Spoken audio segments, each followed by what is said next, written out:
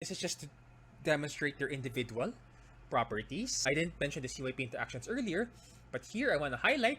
Generally, if you say substrate of 1A2, check for smoking interactions. Smoking interactions could be very potent. Cigarette smoke is a 1A2 inducer. It's not nicotine. You can give nicotine patches and it will not have an interaction. But it is the polyaromatic hydrocarbons, right, PAHs, that induce CYP1A2. And so what happens is they can significantly reduce the blood levels of 1A2 substrates like fluphenazine, like haloperidol. So, and the problem is many people with schizophrenia are smokers. Many. It's there may be a genetic component to it. Yeah, something to really watch out for. One thing I want to note also is haloperidol can cause the depressive switch in bipolar disorder, which is something we'll talk for the mood stabilizers bit, but again, another reason why these are generally third line. Chlorpromazine has a few more side effects specific to it, so you can just take note there. What else?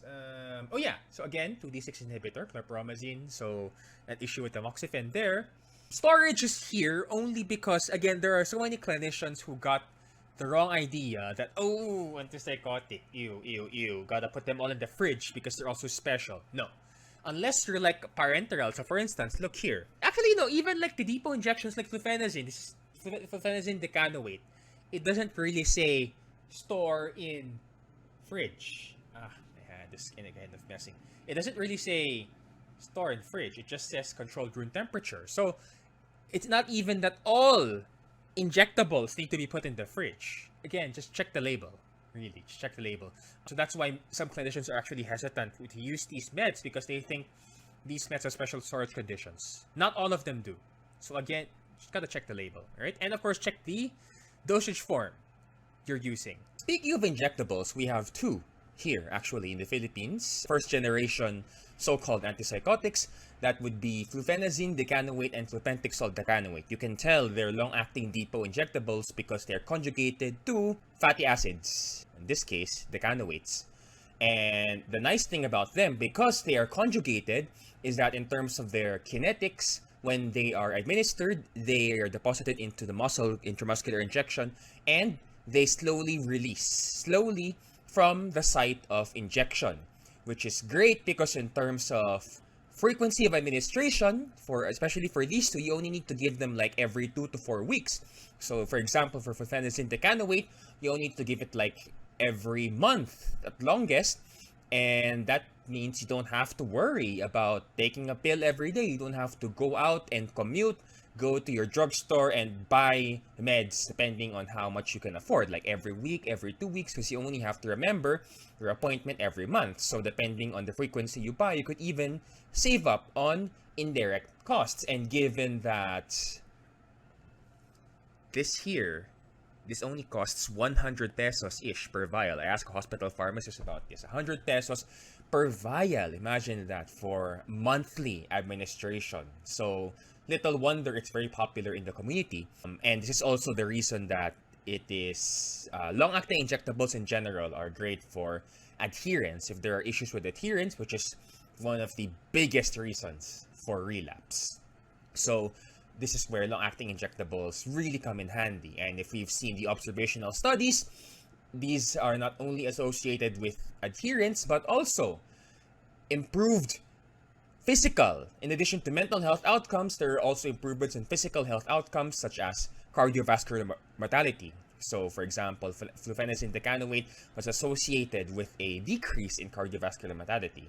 Association, but still, some will take it, right? Now, in terms of the overall side effect profile, again, compared to other countries, we're a bit luckier in terms of the studying because we only have to study 4. I mean, okay, 5, but we'll save this for last. This is a lot easier because you can use patterns to keep track of just these 4. Starting with chlorpromazine, derived from promethazine, because chlorpromazine was one of the first batch of drugs developed in pursuit of more antihistamines because back then we did not have D2 receptor antagonists. So chlorpromazine was the first D2 receptor antagonist developed, but because it was built on the backbone of antihistamine development, No surprise here, ham receptor potency is a bit higher relative to its subsequent counterparts here. So you see, because it came from an antihistamine, you would expect a lot more sedation, weight gain, a lot more orthostatic hypotension, a lot more antimuscarinic side effects as compared to, say, haloperidol, which was developed specifically to be a D2 receptor antagonist. So you see here a lot more potency with regards to the D2 receptor antagonism as reflected by the EPS. And then yung ham receptors, we look at the ham receptors, a bit much less.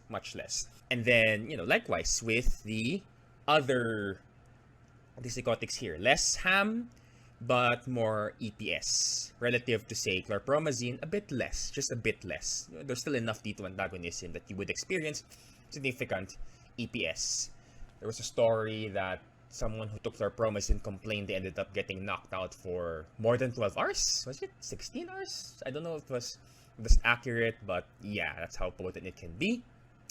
Now you'll notice the prolactin elevation, mostly the same for chlorpromazine, fluphenazine, Flupentixol, haloperidol.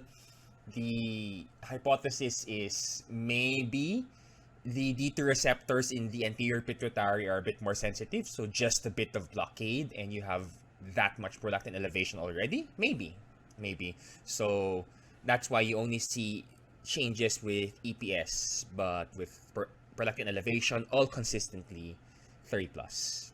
Yeah. Of note, haloperidol also has a depot, but it's a bit pricier compared to, say, fluphenazine. So we opt for fluphenazine decanoate a lot more, especially in the community. Now, what about Zuclopentixol acetate?